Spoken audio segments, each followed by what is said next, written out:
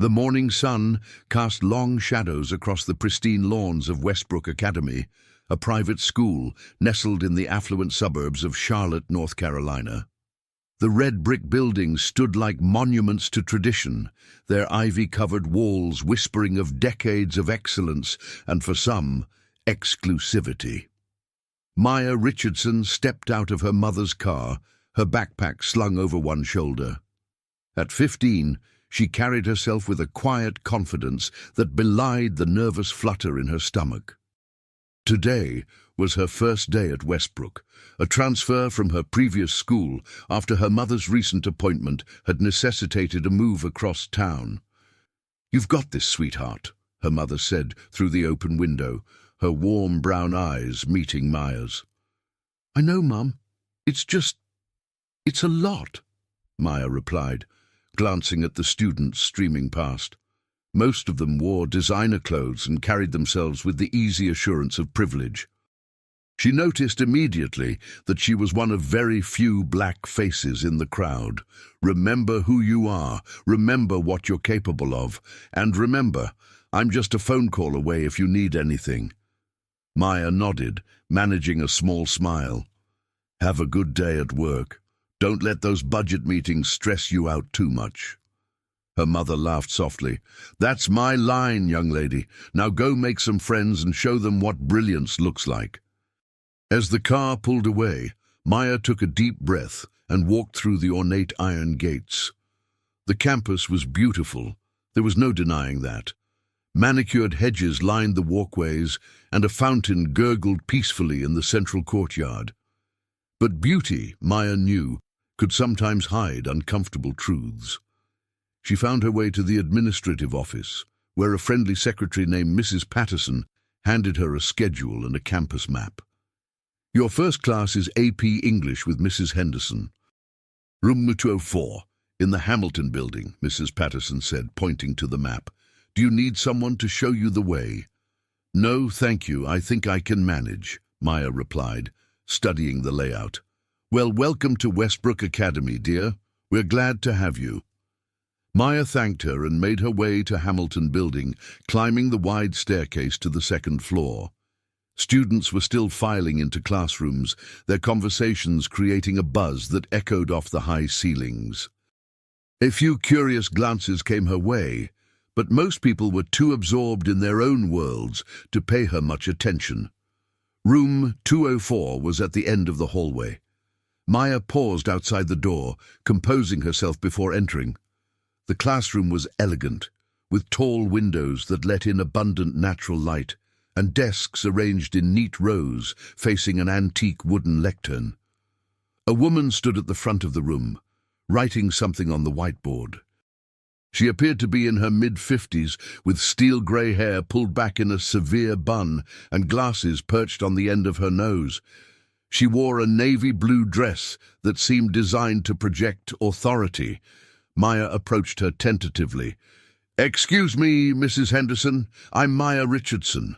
I'm new here, and this is supposed to be my first period class."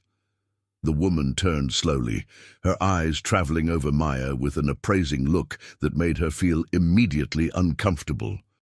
There was something cold in that gaze, something that assessed and dismissed in a single glance. "Richardson," Mrs. Henderson said flatly, consulting a paper on her desk. "Yes, I received notice of your enrollment. Take any empty seat." "Thank you," Maya said, but Mrs. Henderson had already turned back to the board, offering no further acknowledgement. Maya found a seat in the middle of the room, near a window. The desk beside her was occupied by a girl with honey blonde hair and kind blue eyes, who smiled at her. "Hi, I'm Emma," the girl whispered as Maya settled in. "Are you new?" "First day," Maya confirmed. "I'm Maya. Welcome to the wonderful world of Westbrook," Emma said with a hint of sarcasm. "Don't worry, it's not as scary as it looks. Well, most of the time." Before Maya could respond, the bell rang and Mrs. Henderson cleared her throat loudly. "Settle down, everyone. We have much to cover today, and I won't have my time wasted with idle chatter." The class fell silent immediately. Maya noticed that everyone sat up straighter, attention fixed on the teacher with an almost fearful respect. "We'll begin our unit on American literature with a discussion of The Great Gatsby," Mrs. Henderson announced. "I trust everyone has completed the reading assignment over the break. Let's see who actually bothered to absorb the material." Her eyes swept the room before landing on Maya. "Miss Richardson, since you're new, perhaps you'd like to share your thoughts on Fitzgerald's portrayal of the American dream." Maya felt every eye in the room turn toward her. She straightened in her seat, refusing to let the sudden spotlight intimidate her.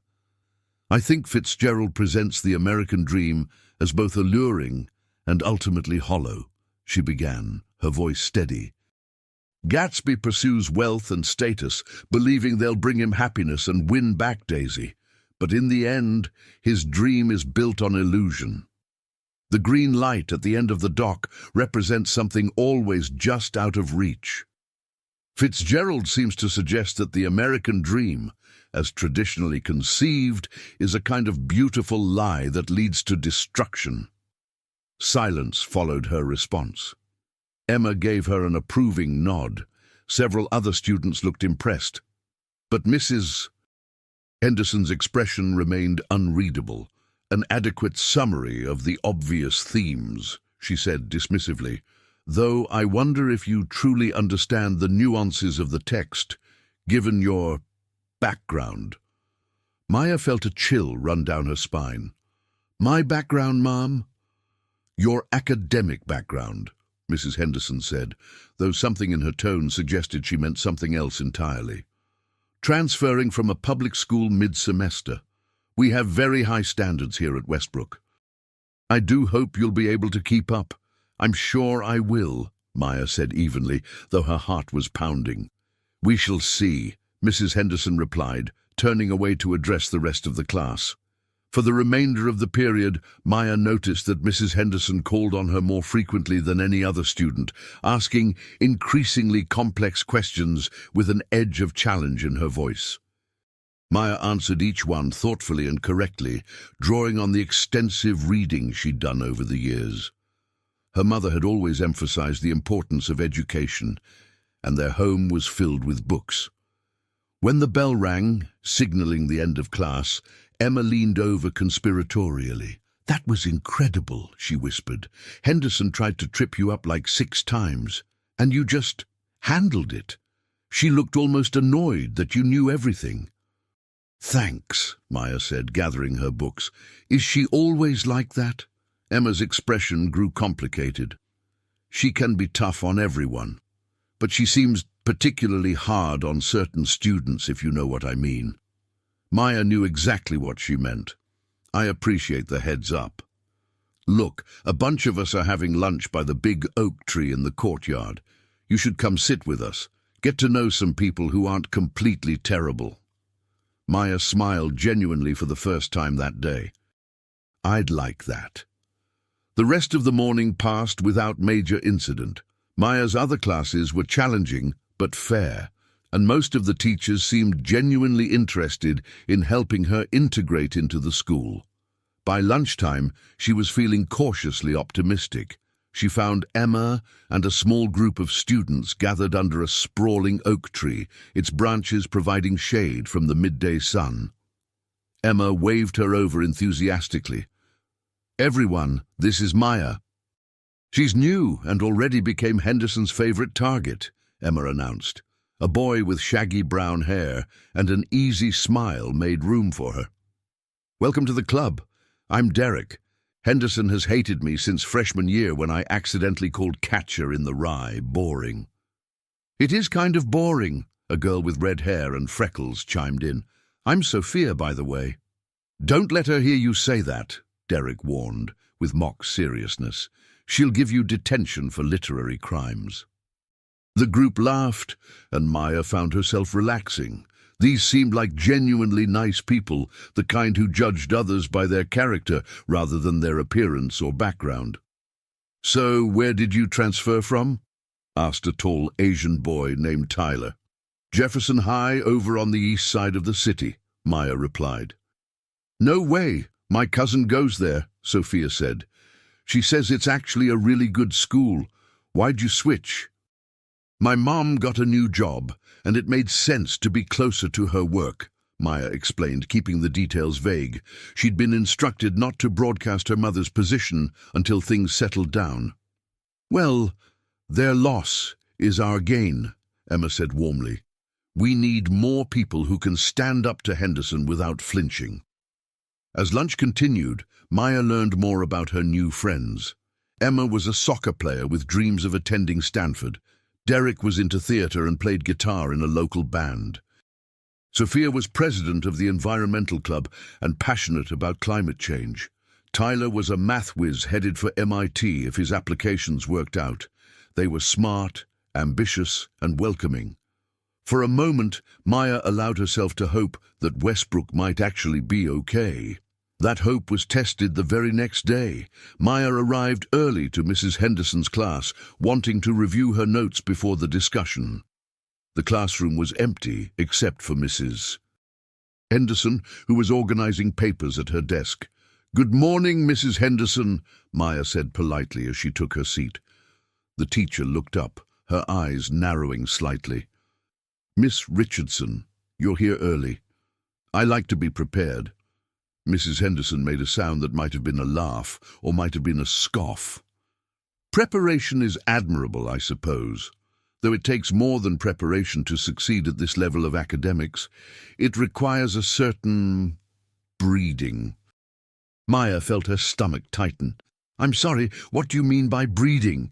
"Simply that some students come from environments more conducive to academic excellence, homes with books, exposure to culture, proper values." She paused, her gaze piercing. "While others come from less advantaged circumstances." "My home is full of books," Maya said quietly, struggling to keep her voice calm. "My mother has a doctorate. We visit museums, attend plays, discuss current events at dinner." "I'm not sure what assumptions you're making about my circumstances, Mrs. Henderson, but I assure you they're incorrect." Something flickered in the teacher's eyes. Surprise, perhaps, or annoyance at being challenged. "I'm not making assumptions, Miss Richardson. I'm simply observing that students from certain backgrounds often struggle to adapt to the rigorous environment of Westbrook. It's nothing personal. It's simply statistical reality." Before Maya could respond, other students began filtering into the classroom. She bit back her anger, knowing that making a scene would only make things worse. But the encounter left a bitter taste in her mouth that lingered throughout the class. Over the following weeks, Maya documented every microaggression, every loaded comment, every instance of differential treatment. Mrs. Henderson never said anything explicitly racist. She was too clever for that. But the pattern was unmistakable. When Maya's essays came back marked with a B+, while similar work from white students earned A's, she noted it. When Mrs. Henderson consistently mispronounced her name despite being corrected multiple times, she noted it. When the teacher's gaze would skip over her raised hand to call on someone else, she noted it. Her new friends noticed too. "She's definitely harder on you," Emma said one afternoon as they studied together in the library. "I've been in her class for 2 years, and I've never seen her pick on anyone the way she picks on you." "It's subtle enough that she could deny it," Maya sighed. "If I complained, she'd say she was just holding me to the same standards as everyone else." "But she's not," Derek interjected, looking up from his laptop. "Remember last week when she practically accused you of plagiarism because your essay was too sophisticated? That was insane." It had been insane. Maya had been forced to provide rough drafts, outlines, and research notes to prove that the work was her own. Mrs. Henderson had accepted her evidence with visible reluctance and no apology. "What are you going to do?" Sophia asked. "I don't know yet," Maya admitted, "but I'm keeping records of everything, dates, times, what was said, who witnessed it. If this keeps up, I'll have enough documentation to make a formal complaint." Be careful, Tyler warned. Henderson has connections. Her husband is some big donor or something. She's basically untouchable. Maya nodded, but inside, a resolve was forming. She wasn't going to let herself be driven out or broken down. She had worked too hard and come too far to let one prejudiced teacher derail her future. That night, she sat down with her mother at the kitchen table to talk. Victoria Richardson listened to her daughter's account with growing concern. As the newly appointed president of the Charlotte-Mecklenburg School Board, she was well aware of the challenges facing students of color in predominantly white institutions, but hearing it happening to her own child made it painfully personal. "Why didn't you tell me sooner?" she asked gently. "I wanted to handle it myself," Maya said. "I didn't want to use your position. I wanted to prove I could stand on my own." Victoria reached across the table and took her daughter's hand. "I understand that, baby, and I'm proud of your strength. But sometimes standing on your own means knowing when to ask for help." "I'm not ready to make it official," Maya said. "Not yet. I want to give her the chance to change. And I want to make sure I have an airtight case if she doesn't." "That's mature thinking," Victoria acknowledged. "But I want you to promise me something. If things escalate, if you ever feel unsafe or targeted in a way that affects your well-being, you'll tell me immediately. Promise?" "I promise." Victoria squeezed her hand. "I have faith in you, Maya. You're going to handle this with grace and intelligence, just like you handle everything. But remember, you don't have to carry every burden alone." The conversation gave Maya renewed strength. She returned to school the next day with her head held high, determined to excel in spite of the obstacles placed in her path. For a while, things seemed to stabilize. Mrs. Henderson continued her subtle campaign of disparagement, but Maya met each challenge with unwavering competence. Her grades remained high, her classwork impeccable. She was building an undeniable record of excellence that no one could dismiss. Then came the day that changed everything. It was a Thursday afternoon, and the English class was engaged in a group discussion about themes of race and identity in American literature. The topic was Toni Morrison's The Bluest Eye, and students were sharing their interpretations of the novel's complex themes. Maya raised her hand to contribute a point about internalized racism and the destruction of self-worth. Mrs. Henderson, as usual, initially overlooked her, calling on two other students first. But when Maya kept her hand raised, persistent and patient, the teacher finally acknowledged her with a heavy sigh. "Yes, Miss Richardson, I suppose you have something to share." "I do," Maya said, her voice clear and confident. "I think Morrison is showing us how external perceptions of beauty and worth become internalized, especially in marginalized communities. Piccola doesn't just want blue eyes.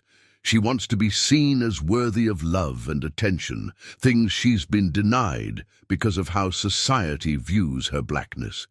It's a devastating portrait of what happens when cultural standards are used as weapons against people who can never meet them." Several students nodded in agreement. The analysis was insightful, drawing connections between the text and broader social issues. But Mrs. Henderson's face had hardened into a mask of barely concealed contempt. "How very personal of you," she said, her voice dripping with condescension. "I suppose you identify with Piccola's feelings of inadequacy." A stunned silence fell over the classroom. Maya felt her cheeks flush, but she kept her composure. "I identify with the human experience Morrison is describing," she replied carefully. "The desire to be seen and valued is universal." "Is it?" Mrs. Henderson stepped closer, her heels clicking on the hardwood floor.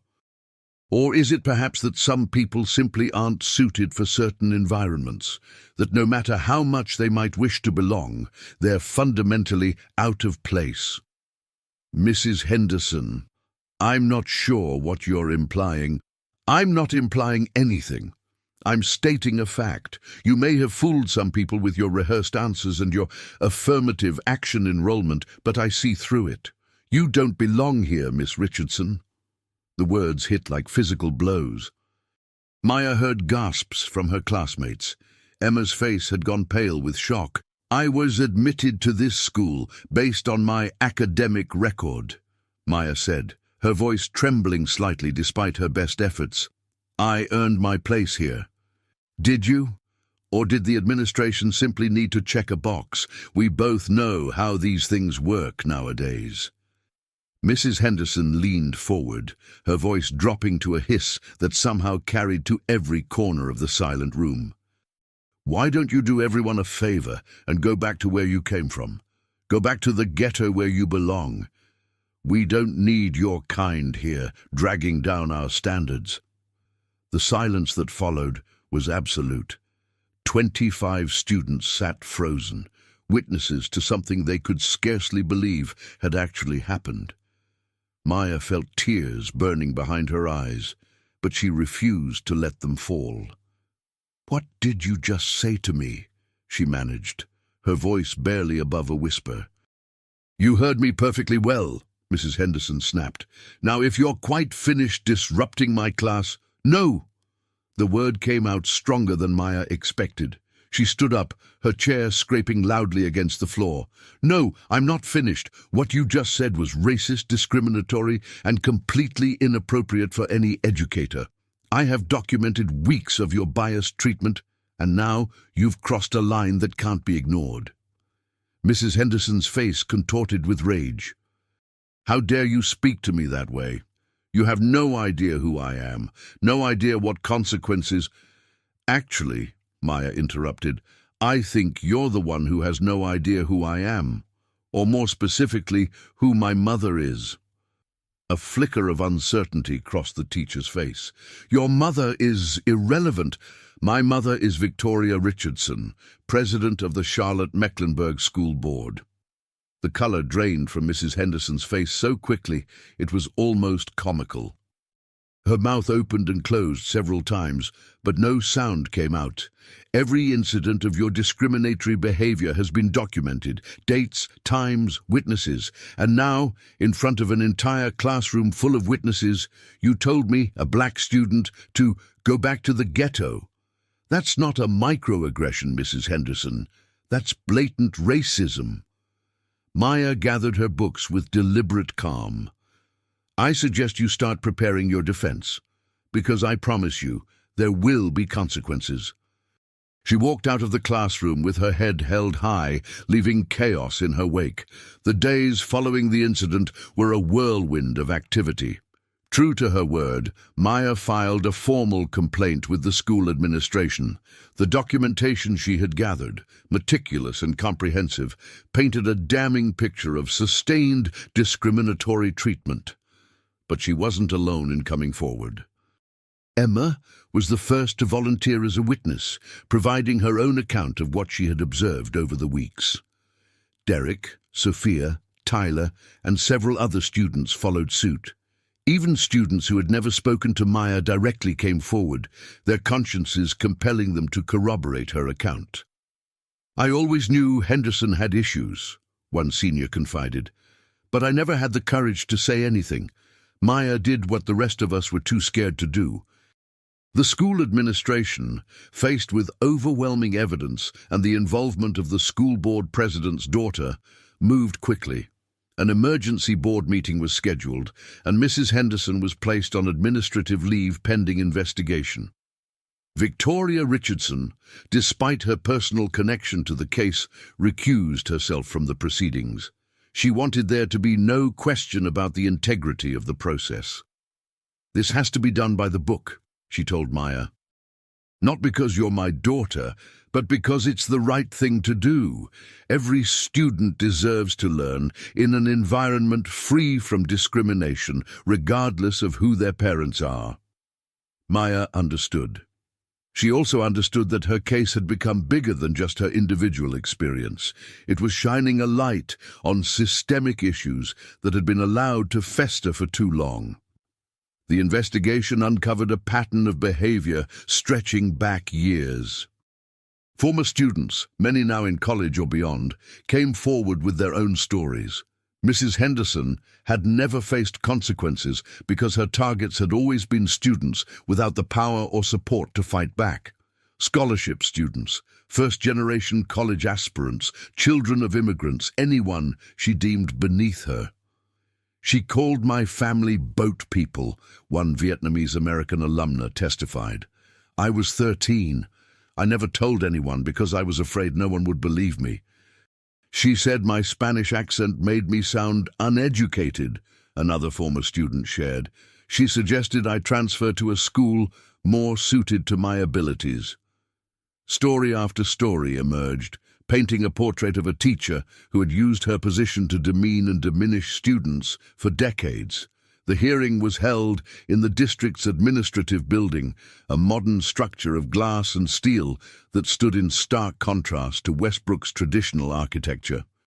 Maya sat in the front row, flanked by her mother and their family attorney. Mrs. Henderson sat across the aisle, her face a mask of defiant indignation. Her husband, a prominent local businessman, sat beside her, his expression thunderous. Clearly, they had not expected matters to progress this far. The presiding officer, a retired judge named Eleanor Washington, called the proceedings to order. "We are here today to review the conduct of Mrs. Patricia Henderson, an employee of this district for 27 years, in light of allegations of discriminatory behavior towards students.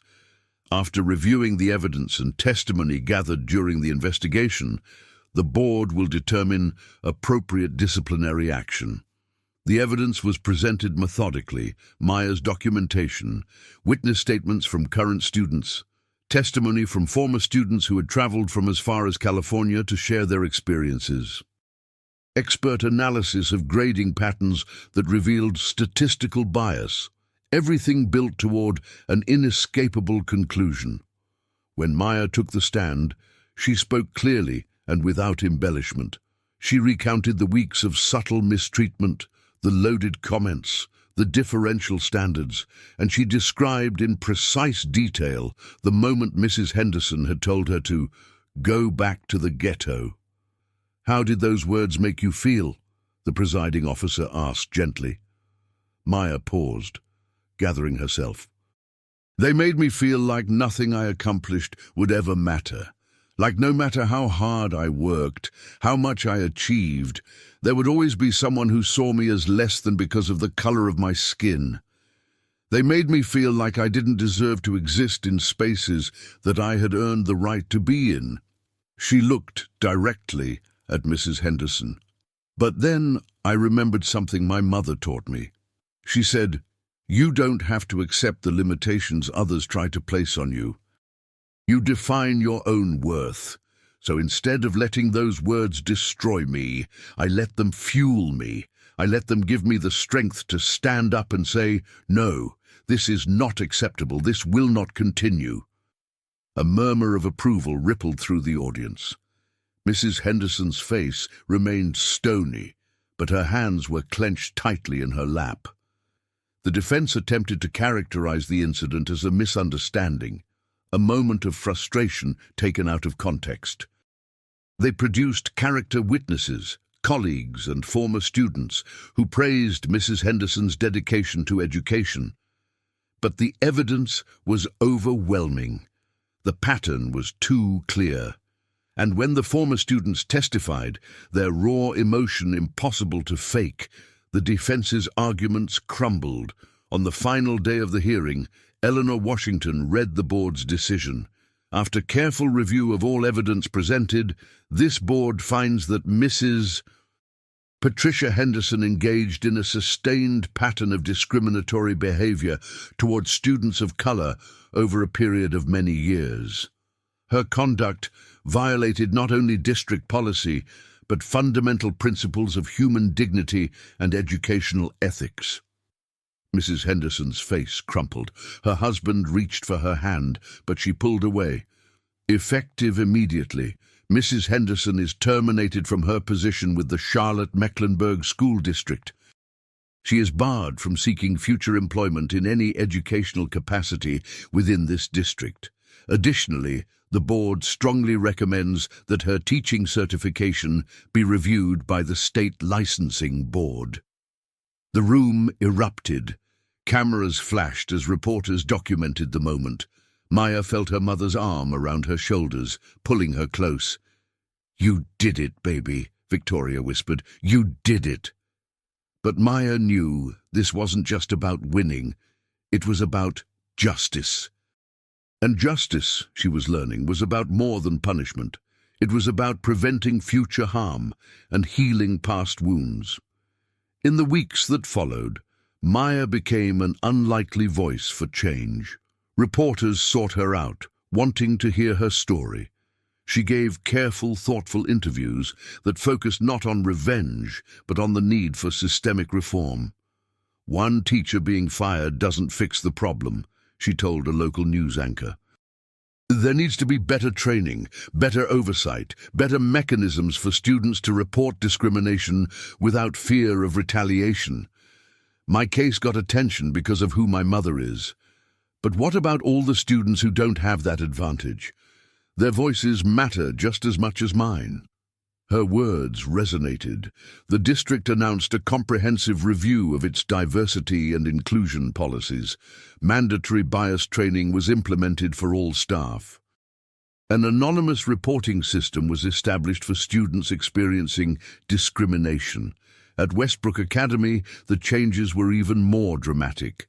A new English teacher was hired, a young black woman named Dr. Simone Carter, who brought fresh perspectives and genuine enthusiasm to the classroom. Student groups focused on diversity and inclusion formed, creating spaces for dialogue and support. Maya found herself at the center of these efforts, not because she sought the spotlight, but because her classmates looked to her for leadership. "You showed us what courage looks like," Emma told her one afternoon. "Now we want to be brave too." Together, they organized workshops on recognizing and responding to discrimination. They created a peer mentoring program, pairing new students with experienced ones. They worked with administration to diversify the curriculum, ensuring that students saw themselves reflected in what they learned. It wasn't easy. Change never is. There was resistance from some quarters, pushback from those who preferred the comfortable status quo, but slowly, steadily, the culture began to shift.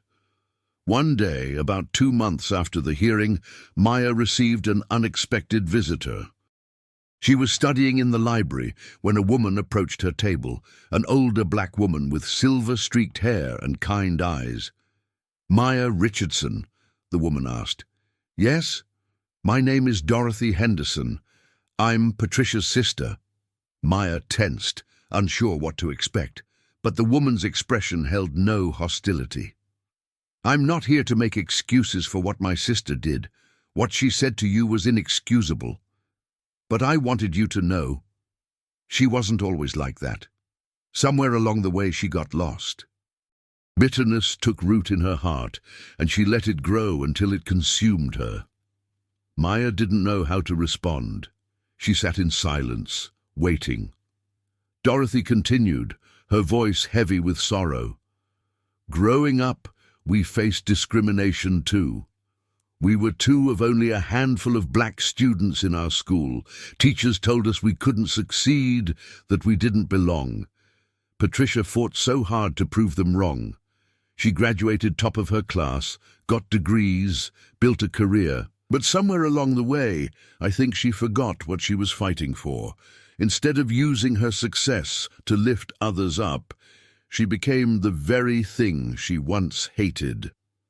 "Why are you telling me this?" Maya asked softly.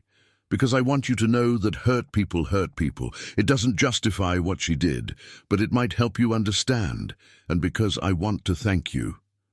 "Thank me," Dorothy nodded, "for forcing her to face what she'd become. The Patricia I grew up with, the one who dreamed of making the world better, she's been gone for a long time. Maybe now she has a chance to find her way back, or maybe not. But at least she can't hurt anyone else while hiding behind her position. She reached out and gently touched Maya's hand. "You showed tremendous courage, young lady. Don't ever let anyone dim your light." After she left, Maya sat alone for a long time, processing the encounter. It didn't change what had happened, didn't erase the pain, but it added depth to her understanding of how prejudice perpetuates itself, how those who are wounded can become the ones who wound others. She resolved to break that cycle, not through bitterness or revenge, but through understanding and determination to build something better. As the school year drew to a close, Maya reflected on how much had changed. She had arrived at Westbrook Academy nervous and uncertain, an outsider trying to find her place. Now, she was leaving her first year as someone who had helped reshape the very institution that had challenged her.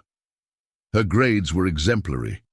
She had proven beyond any doubt that her abilities were her own, earned through hard work and genuine talent. More importantly, she had earned the respect of her peers and teachers, not because of who her mother was, but because of who she herself had chosen to be. At the year-end assembly, Principal Matthews announced a new award being established in honor of the students who had come forward to create positive change. The Richardson Award for Civic Courage will be given annually to a student who demonstrates exceptional bravery in standing up for justice and equality, he announced.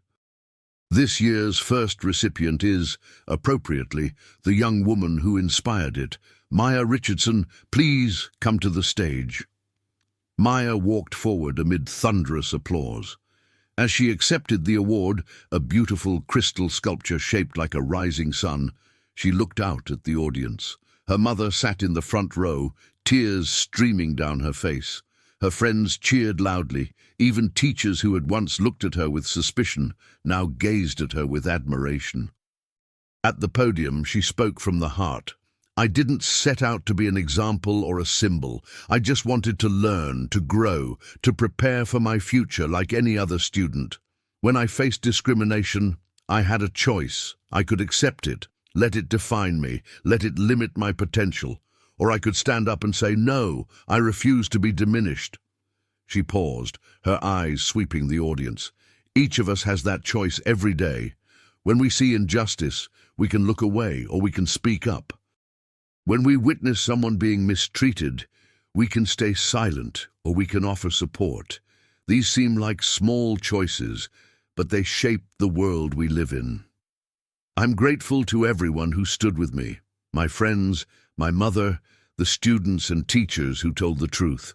Change doesn't happen because one person is brave. It happens because many people choose to be brave together. So that's my challenge to all of us. Don't wait for someone else to stand up. Don't assume someone else will do the hard thing. Be the change, speak the truth, and remember that every act of courage, no matter how small, sends ripples outward that can transform the world. She held up the award. "This belongs to all of us. Thank you." The applause that followed was unlike anything Maya had ever experienced. It wasn't just appreciation, it was acknowledgement. It was a community recognizing that it had been challenged and changed, and that it had emerged stronger. After the ceremony, Maya and her mother walked together across the campus one last time before summer break. The evening light was golden, casting everything in a warm glow. "I'm so proud of you," Victoria said, her arm around her daughter's shoulders. "Not because of what you accomplished, but because of how you accomplished it, with grace, with integrity, with compassion." "I learned from the best," Maya replied, leaning into her mother's embrace. "You know this is just the beginning, right? There will be other battles, other challenges. The world isn't suddenly going to be fair just because you won one fight." Maya nodded. "I know, but I also know I can handle it. Whatever comes, I'll face it the same way, with truth and courage." Victoria smiled, her heart full. "That's my girl." They walked on in comfortable silence, mother and daughter, toward whatever the future might hold. Behind them, the buildings of Westbrook Academy stood in the fading light, transformed from symbols of exclusion into something new, monuments to the possibility of change. Summer came and went, marked by lazy days, travel with family, and quiet reflection. Maya worked at a local community center, tutoring young students and sharing what she had learned about perseverance and self-worth. She found that teaching others helped solidify her own lessons, turning personal experience into communal wisdom. When fall arrived and she returned to Westbrook for her sophomore year, she found a school transformed. The atmosphere was different, more open, more welcoming. Students who might once have kept their struggles hidden now spoke openly about their experiences.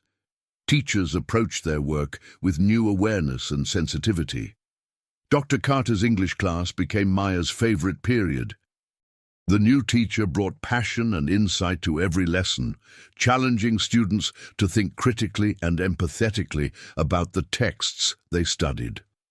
Literature is a mirror and a window, Dr. Carter told them on the first day. A mirror that reflects our own experiences back to us, and a window that lets us see into lives different from our own. Both are essential for becoming fully human. Maya found herself thriving academically and socially. Her circle of friends expanded, encompassing students from diverse backgrounds who found common ground in their shared commitment to making Westbrook a better place. She joined the debate team, where her ability to argue with passion and precision earned her recognition at regional competitions. She also began writing essays, stories, reflections on her experiences. Some she shared publicly, contributing to the school newspaper and local youth publications. Others she kept private, working through her thoughts and feelings in the safe space of her journal. One autumn afternoon, she received an email that stopped her in her tracks. It was from a literary magazine for young writers, informing her that an essay she had submitted, Finding My Voice, had been selected for publication. She read the acceptance letter 3 times before she believed it. Then she ran to find Emma. "They're publishing my essay," she shouted, waving her phone. "What?" "Oh my God, Maya." Emma grabbed her in a fierce hug. "That's amazing. I told you it was good." The essay was about more than the incident with Mrs. Henderson. It was about growing up black in America, about navigating spaces that weren't designed for people who looked like her, about finding strength in identity rather than shame. It was about her mother, her community, her heritage. It was about claiming her rightful place in the world. When the magazine was published, copies circulated through Westbrook Academy like precious artifacts. Students she barely knew approached her to say that her words had moved them, had made them see things differently. "I never really thought about what it's like for other people," one white student admitted. "Reading your essay, it opened my eyes. I'm sorry for all the times I didn't notice or didn't speak up." "Don't be sorry," Maya replied. "Be better. That's what matters." The publication also attracted attention from beyond Westbrook's walls. Maya received interview requests from journalists covering youth activism and education reform. She was invited to speak at conferences on diversity in education. College recruiters took note of the articulate, accomplished young woman making waves in North Carolina. Throughout it all, Maya remained grounded. She understood that attention was a tool, useful for amplifying important messages, but dangerous if it became an end in itself. She gave interviews selectively, always steering the conversation toward systemic issues rather than personal celebrity. "It's not about me," she explained to one persistent reporter. "I'm just one person who happened to have the resources and support to speak up. What about all the students who don't? What about the communities where discrimination goes unchallenged because there's no one to document it, no one to file complaints, no one to force accountability? That's what we should be talking about." Her perspective earned her respect from activists and educators who had been fighting these battles for decades. She was invited to join youth advisory boards and planning committees, her voice carrying weight in rooms where decisions were made. One such invitation came from the State Education Board, which was developing new guidelines for addressing discrimination in schools. Maya joined a task force of students, teachers, administrators and community members charged with drafting recommendations. The work was challenging. Different stakeholders had different priorities, and finding common ground required patience and compromise. Maya learned to listen before speaking, to seek understanding before demanding agreement, to build coalitions rather than forcing confrontations. "Change is slow," one veteran activist told her during a break in the meetings. "Slower than any of us would like, but slow change is still change. Every step forward matters, even when it feels like we're barely moving." Maya took those words to heart. She understood that the fire of her initial outrage needed to be tempered into something more sustainable, a steady flame that could burn for years, not a flash that would quickly consume itself. As winter settled over Charlotte, bringing cold rains and early darkness, Maya found herself thinking about Mrs. Henderson. She hadn't seen or heard from her former teacher since the hearing, and she wondered what had become of her. The answer came unexpectedly. One evening, while Maya was working at the community center, a familiar figure walked through the door. It took her a moment to recognize Mrs. Henderson. The woman looked different somehow. Smaller, more tired. The imperious confidence that had once defined her had faded. Maya's first instinct was to retreat, to avoid a confrontation. But something made her stay. Curiosity, perhaps, or a sense that this encounter might be necessary. Mrs. Henderson saw her at the same moment. She stopped in the doorway, uncertainty flickering across her face. For a long moment they simply looked at each other. Then Mrs. Henderson approached, her steps hesitant. "Miss Richardson," she said quietly. "Maya, I didn't expect to see you here." "I volunteer here," Maya replied, keeping her voice neutral. "Tutoring and mentoring. That's admirable." Mrs. Henderson twisted her hands together nervously. "I came to pick up my niece. She attends after-school programs here." An awkward silence stretched between them. Maya waited, unwilling to be the one to break it. Finally, Mrs. Henderson spoke again. "I suppose I should say something. What I said to you, what I did, it was wrong. Deeply, horribly wrong. I've had a lot of time to think since everything happened. And I've been forced to look at myself in ways I never had to before." She paused, her eyes glistening. "I'm not asking for forgiveness. I don't deserve it. But I want you to know that I'm getting help, therapy, trying to understand why I became the way I became. My sister told me she spoke to you about our childhood." Maya nodded slowly. "It doesn't excuse anything," Mrs. Henderson continued. "Nothing excuses it, but understanding where the poison came from, it helps me see how to root it out." She took a shaky breath. "You showed more courage and grace at 15 than I showed in 27 years of teaching. I wasted so much time and energy tearing students down when I should have been building them up. I don't know if I can ever make up for the harm I caused, but I'm going to try." Maya listened without interrupting. When Mrs. Henderson finished, she considered her response carefully. "Thank you for saying that," she said finally. "I'm not going to pretend that everything is okay between us, because it isn't. What you said to me, those words will probably stay with me forever. But I believe in redemption. I believe people can change. If you're genuinely working to become better, then I hope you succeed." Mrs. Henderson's eyes widened, surprise evident on her face. "You don't hate me?"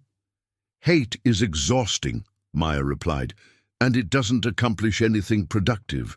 I've chosen to focus my energy on building things up, not tearing them down. That includes not building up walls of hatred in my own heart." "You're remarkable," Mrs. Henderson whispered. "I didn't see it then, but I see it now.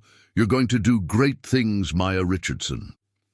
"I plan to," Maya said simply. A small girl came running up, grabbing Mrs. Henderson's hand. "Aunt Patty, I made a picture for you." Mrs. Henderson looked down at her niece with an expression of profound tenderness. "That's beautiful, sweetheart. Let's go home and put it on the refrigerator." She glanced back at Maya one last time. "Thank you," she mouthed silently. Then they were gone. Maya stood alone in the community center, processing what had just happened. She didn't know if Mrs. Henderson's transformation was genuine or lasting. People could change, but change was hard and often incomplete. But she found that she genuinely hoped for the best. Not for Mrs. Henderson's sake, but for her own. Holding on to anger and resentment would only poison her own soul. Releasing it, not forgetting, not excusing, but releasing, freed her to move forward, unencumbered. She returned to her tutoring with renewed energy, helping a young boy work through fractions, while his grandmother watched proudly from the corner. This, Maya reflected, was where real change happened. Not in dramatic confrontations or public hearings, but in quiet moments of connection and support, one student at a time, one lesson at a time, one act of kindness at a time. The work continued. Spring arrived with warm breezes and blooming dogwoods, and with it came news that Maya had been selected as a finalist for a prestigious national scholarship, the Thurgood Marshall Youth Leadership Award. The recognition came with a substantial monetary prize and, more importantly, a platform to share her story on a national stage. "They want you to speak at the awards ceremony in Washington, D.C., her mother told her, barely containing her excitement. "You'll be addressing an audience of educators, politicians, and activists from across the country." Maya felt a mix of excitement and trepidation. Public speaking had become more comfortable for her, but this was different. This was the national stage. This was history. "What should I talk about?" she asked. "Whatever's in your heart," Victoria replied. "That's what got you here. Trust it to carry you the rest of the way." In the weeks leading up to the ceremony, Maya worked on her speech, drafting and revising countless times. She wanted to strike the right balance, personal enough to connect, universal enough to inspire. She wanted to honor the struggle while celebrating the progress. She wanted to acknowledge the pain while pointing toward hope. The night before her departure for Washington, she sat on her bed surrounded by crumpled papers, frustrated with her inability to find the right words. Emma had come over to help, but even her encouraging presence hadn't broken through Maya's writer's block. "Just speak from your heart," Emma suggested. "Forget about all the drafts. What do you really want to say?" Maya closed her eyes, letting her mind drift back over everything that had happened. The first day at Westbrook, Mrs. Henderson's cruelty, the support of her friends, the investigation, the hearing, the aftermath, the healing, and then, beneath all of that, deeper memories. Her mother reading to her as a child, conversations about history, about struggle, about triumph, the stories of ancestors who had survived slavery and segregation, who had fought and sacrificed so that their descendants could have opportunities they could only dream of. She opened her eyes. "I know what I want to say." She picked up a fresh piece of paper and began to write. The words flowed easily now, straight from the well of her deepest convictions. She wrote without stopping, without second-guessing, letting her truth pour onto the page. When she finished, Emma read it over and looked up with tears in her eyes. "Maya, this is incredible." Washington, D.C. was everything Maya had imagined and more. The monuments and memorials gleamed in the April sunshine, physical testaments to the ideals the nation aspired to, even when it fell short of them. She walked the National Mall with her mother, pausing at the Lincoln Memorial to read the words carved in marble. "All men are created equal," she murmured.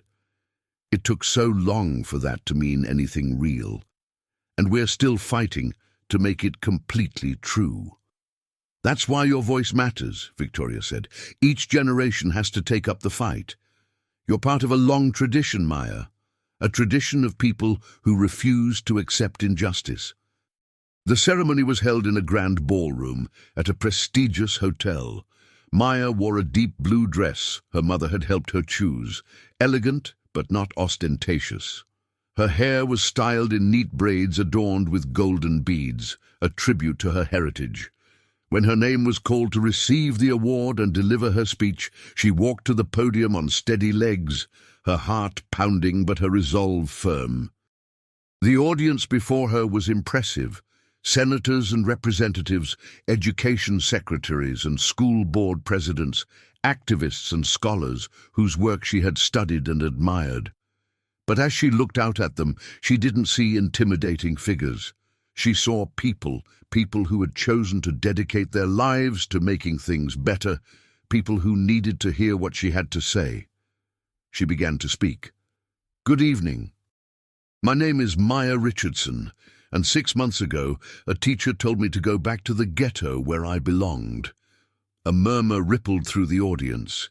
She continued, "Those words were meant to diminish me, to make me feel small, unwelcome, unworthy, to remind me that in some people's eyes, no amount of achievement or excellence could ever make me truly equal. I was black in a white space, and for some that was enough to mark me as an intruder." She paused, letting the weight of her words settle. But here's what that teacher didn't know about me, didn't know about my mother, didn't know about the long line of warriors and survivors and dreamers whose blood runs in my veins. My ancestors built this country. They were brought here in chains, stripped of their names and their languages and their freedom. They were told they were less than human, property to be bought and sold. But they survived. More than survived, they created music, art, literature, spiritual traditions that transformed American culture. They raised families, built communities, nurtured hope even in the darkest times. Their descendants fought in every war this nation has ever waged, defending a country that often denied them basic rights. They marched and sat in and stood up, facing fire hoses and attack dogs, beatings and bombings, risking everything for the simple dream of equality. So when someone tells me to go back to the ghetto, I have an answer. The ghetto you speak of dismissively, those urban communities shaped by redlining and disinvestment, those are places of resilience and creativity. Those are places where people make something out of nothing, where communities form bonds stronger than any that wealth can buy. I don't come from a place of shame. I come from a place of power." The audience was absolutely silent, hanging on every word. "But my speech today isn't about revenge or resentment. It's not about tearing down those who tried to tear me down. It's about building something new. I was lucky. I had resources and support that many students facing discrimination don't have. My mother's position meant my voice couldn't be easily dismissed. But what about all the children without those advantages? What about the student who's told she's not smart enough, not good enough, not welcome, and has no one to turn to? What about the boy whose teacher mocks his accent? The girl whose counselor steers her away from challenging classes because she doesn't look like someone who belongs there? Those students need more than individual acts of courage. They need systemic change. They need schools that actively combat discrimination instead of ignoring it. They need teachers who are trained to recognize and overcome their own biases. They need curricula that reflect the full diversity of human experience. They need administrators who listen when problems are reported, who take action before situations escalate, who create cultures of inclusion rather than just tolerance. And they need allies. All of you in this room have power to shape policy, to influence practice, to allocate resources. I'm asking you to use that power on behalf of students who don't have voices in rooms like this. Not because it's politically correct, not because it looks good, but because it's right. Because every child deserves to learn in an environment that affirms their dignity and nurtures their potential. Maya looked around the room, meeting eyes with as many people as she could. I was told I didn't belong. But I'm standing here tonight because belonging isn't something others get to grant or deny. It's something we claim for ourselves and for each other. I belong because I exist. I belong because I'm human. And so does every child in every school in this country, regardless of their race, their background, their circumstances. That's the work that lies ahead of us. Not just fighting against discrimination when it occurs, but building a world where it becomes unthinkable, where every child grows up knowing, really knowing, deep in their bones, that they matter, that they have value, that their dreams are worthy of pursuit. It won't be easy. It won't be quick. But together, we can create that world, one classroom, one school, one community at a time. She paused, her voice softening but still carrying throughout the room. Martin Luther King Jr. said that the arc of the moral universe is long, but it bends toward justice. I believe that, but I also believe that it doesn't bend on its own. It bends because people like you and me grab hold of it and pull, because we refuse to accept injustice as inevitable. Because we insist over and over again that things can be better, must be better, will be better. So let's bend that arc together. Let's create schools where no child ever has to hear the words I heard. Let's build a future worthy of the sacrifices of those who came before us. Let's be the ancestors our descendants will thank. Thank you. The silence held for a heartbeat. Then the applause began, tentative at first, then building to a thunderous crescendo. People rose to their feet, one by one, until the entire ballroom was standing. Maya blinked back tears as she looked out at the ovation. She found her mother's face in the crowd. Victoria was crying openly, her expression radiating pride and love. Later, after receiving her award and posing for photographs and answering questions from reporters, Maya stood alone on a balcony overlooking the city. The Capitol dome glowed against the night sky, its white marble gleaming with promise and contradiction. Her mother found her there. "How do you feel?" Victoria asked softly. Maya considered the question. "Full," she said finally. "Full of hope, full of purpose, full of gratitude for everyone who made this moment possible." "You made this moment possible?" "No," Maya shook her head. "I'm just one link in a very long chain. Everything I said tonight, everything I've done, it's all because of the people who came before me, including you." Victoria wrapped an arm around her daughter. "And everything those who come after you will accomplish, it will be because of you. That's how change happens. Each generation builds on what the last one started." They stood together in comfortable silence, mother and daughter, looking out at the city that had so often failed to live up to its ideals but kept striving anyway. Maya thought about all the students across the country who would never hear her speech, who would face their own battles with discrimination and prejudice. She thought about the teachers who would never be held accountable, the systems that would continue to fail those most in need. The work was vast, almost impossibly vast. But she also thought about Emma and Derek and Sophia and Tyler, friends who had stood by her when it mattered most. She thought about Dr. Carter bringing passion and representation to Westbrook's classrooms. She thought about the policy changes already underway, the conversations happening in homes and schools, the slow but real shift in awareness and accountability. Change was coming. Not fast enough, never fast enough, but coming. And Maya would be part of making it happen. The return to Charlotte brought Maya back to reality, but a transformed reality nonetheless. The national recognition from her speech had amplified her platform, and opportunities continued to pour in. Interview requests, speaking invitations, college recruitment letters. But Maya remained committed to her original priorities, her education, her community, her personal growth. She continued to excel academically, driven by genuine curiosity rather than external validation. She maintained her work at the community center, finding that teaching others remained one of her greatest joys.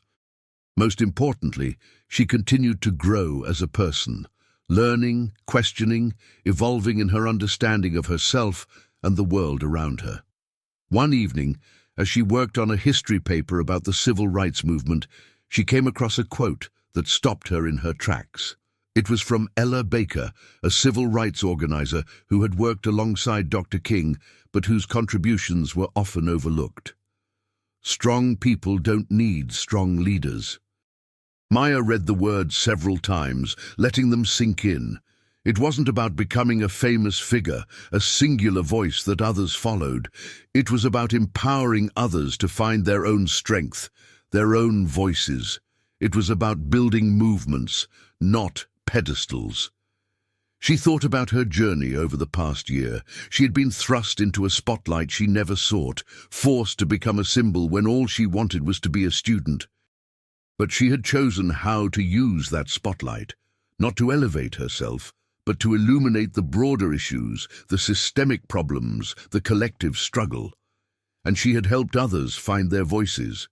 Emma had become an outspoken advocate for inclusion on the soccer team. Derek had written and performed a play about discrimination that had moved the entire school. Sophia had expanded her environmental work to include environmental justice, recognizing how pollution disproportionately affected marginalized communities. Tyler was mentoring younger students in math, determined that everyone would have access to the education he had been fortunate to receive. Strong people didn't need strong leaders. They needed catalysts, sparks that helped them discover the strength that was already there. Maya smiled and returned to her paper, but with a new sense of clarity about her purpose. Junior year arrived with increased academic pressure, SATs, college planning, advanced coursework.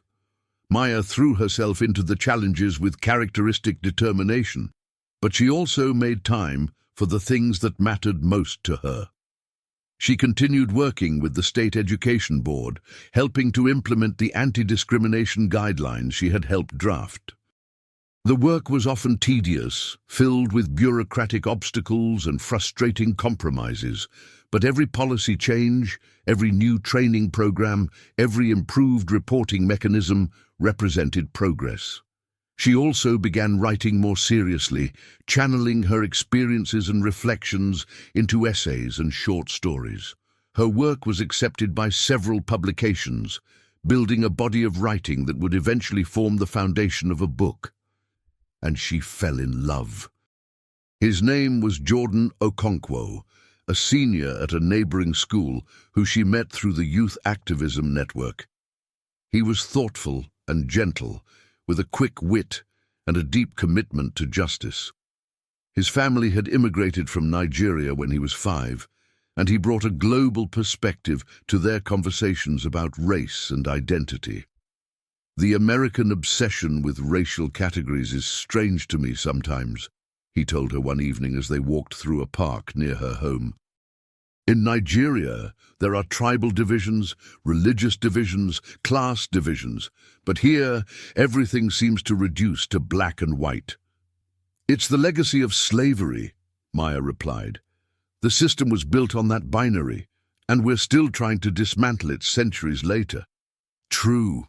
But sometimes I wonder if focusing so much on race blinds us to other forms of injustice, or if different communities of color could work together more effectively if we found common ground." Maya nodded thoughtfully. Jordan challenged her in ways that helped her grow, pushing her to examine her assumptions and consider new perspectives. Their relationship deepened over months of conversations, shared activism, and quiet moments of connection. "You're going to change the world," he told her once, with absolute certainty. "We're going to change the world," she corrected him. "All of us. Together."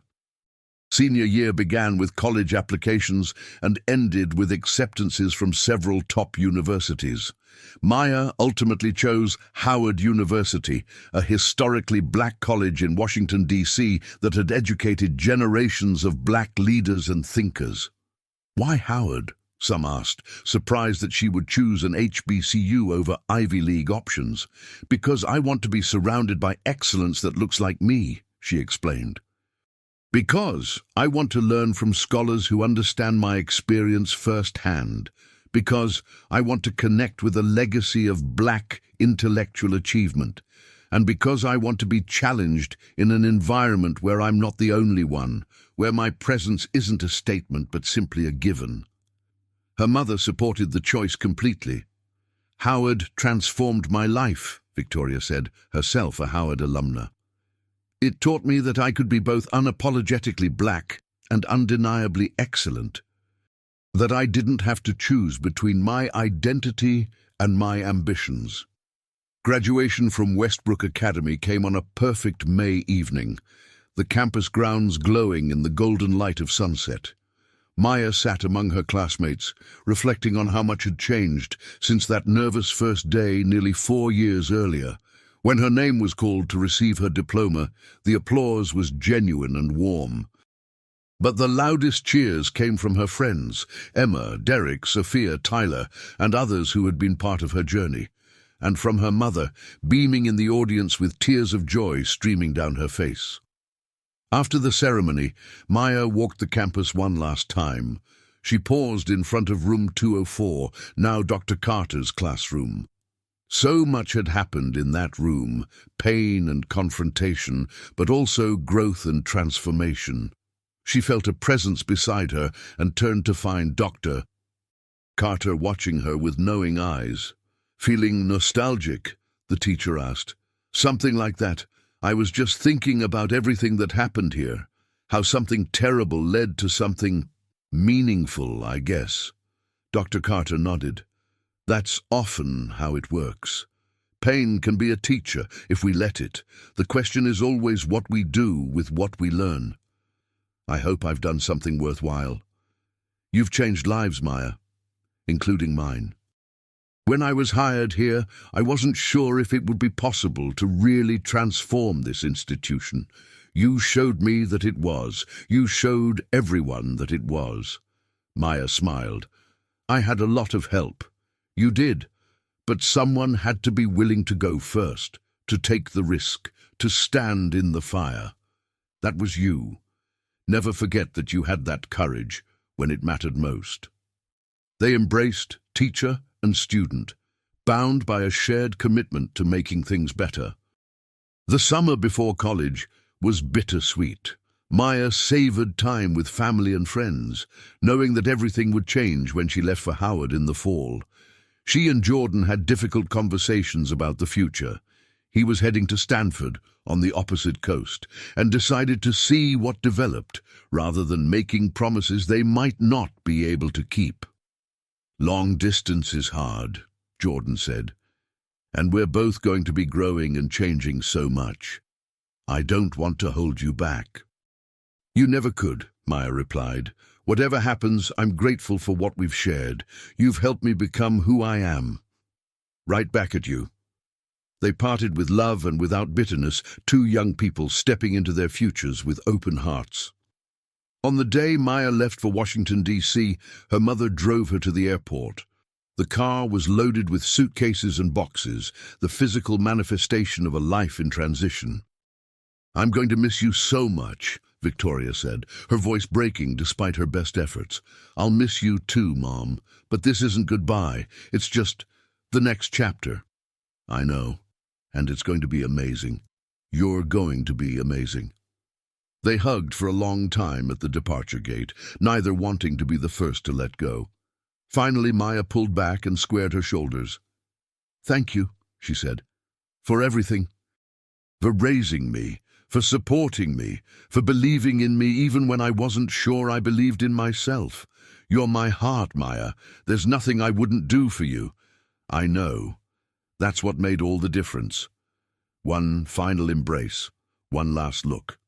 Then Maya turned and walked toward her gate, toward the next phase of her life. She didn't look back. She didn't need to. Everything that mattered was coming with her. The lessons, the love, the determination to keep pushing for a better world. As the plane climbed into the sky, Maya looked out the window at the city she was leaving behind. Charlotte spread out below her, a tapestry of homes and roads and lives. Somewhere down there was Westbrook Academy, transformed from a place of pain into a symbol of possibility. Somewhere down there was the community center where she had tutored young students. Somewhere down there was her mother, already thinking about her daughter's future. And somewhere down there, in countless homes and schools and hearts, change was taking root, not because of any one person, but because many people had chosen to believe that things could be different. Maya smiled and closed her eyes, dreaming of everything that was yet to come. Years passed, as years do. Maya thrived at Howard, majoring in African American studies and public policy.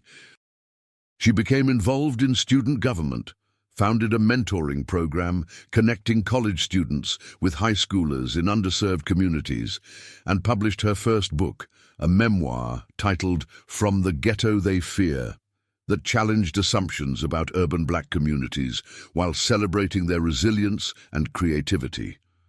The book became an unexpected bestseller, propelling Maya into the national spotlight once again. But this time, she was ready. She had developed the wisdom and perspective to use the platform effectively, steering conversations towards systemic change rather than personal celebrity. After graduation, she earned a law degree from Georgetown, then returned to Charlotte to work as a civil rights attorney. She represented students facing discrimination, families fighting for equal educational opportunities, communities challenging unjust policies. Her cases were often uphill battles against entrenched power structures, but she won more than she lost, and even the losses moved the needle, revealing injustices that demanded attention. At 30, she was recruited to run for the Charlotte-Mecklenburg School Board, the same body her mother had once led. Victoria had since moved on to a position at the state level, championing education equity across North Carolina. Maya won the election decisively, becoming one of the youngest board members in the district's history. From that position, she implemented policies she had advocated for since high school: robust anti-discrimination protocols, diversified curricula, restorative justice approaches, community engagement initiatives. Not all of her ideas were popular, and progress remained frustratingly slow at times, but the direction was clear. One evening, a decade after her graduation from Westbrook, Maya returned to the school for a speaking engagement. The campus looked much the same: the ivy-covered buildings, the manicured lawns, the fountain gurgling in the courtyard. But so much was different beneath the surface. She walked through the halls, now adorned with artwork from students of all backgrounds. She passed classrooms where diverse teachers led discussions that reflected the full richness of human experience. She saw students laughing and studying together across lines of race and class, not perfectly, never perfectly, but genuinely. In room 204, she paused. The room was empty now, waiting for the next day's classes, but it felt different than it once had, lighter somehow, as if the ghosts of old pain had finally been laid to rest. A voice startled her from her reverie. "Ms. Richardson." She turned to find a young black girl, maybe 15 years old, looking at her with wide eyes. "I can't believe it's really you. I've read your book like 3 times. You're my hero." Maya smiled, remembering herself at that age, uncertain, hopeful, determined. "What's your name?" "Destiny. Destiny Williams." Well, Destiny, I'm honored to meet you. Are you a student here? Yes, ma'am, sophomore. I transferred last year. It was an adjustment, but it's been good. Really good. I'm glad to hear that. What do you want to do with your life? Destiny's face lit up. I want to be a lawyer, like you. I want to help people who can't help themselves. Maya felt her heart swell with something profound, hope, perhaps, or vindication. This was why she had done everything she had done, not for recognition or revenge or even personal healing, but for this, for destiny and all the destinies out there who deserve to dream without limits. Can I give you some advice? Maya asked. Please. Never let anyone tell you where you belong. You belong wherever you are. And whatever obstacles you face, and you will face obstacles, remember that they're not a reflection of your worth. They're a reflection of a world that hasn't finished learning how to see clearly. Your job isn't to shrink yourself to fit their narrow vision. Your job is to expand their vision by being fully, unapologetically, excellently yourself. Destiny nodded, drinking in every word. Thank you, Ms. Richardson. I won't forget. I know you won't. And Destiny, one more thing. Yes? Change the world. I'll be watching. She smiled at the girl and continued down the hallway toward the auditorium where she was scheduled to speak. Behind her, she could hear Destiny calling to friends, her voice bright with excitement. The auditorium was packed. Students, teachers, parents, community members, they had all come to hear Maya speak.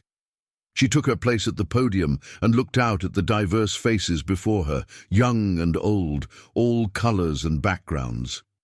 And she told her story.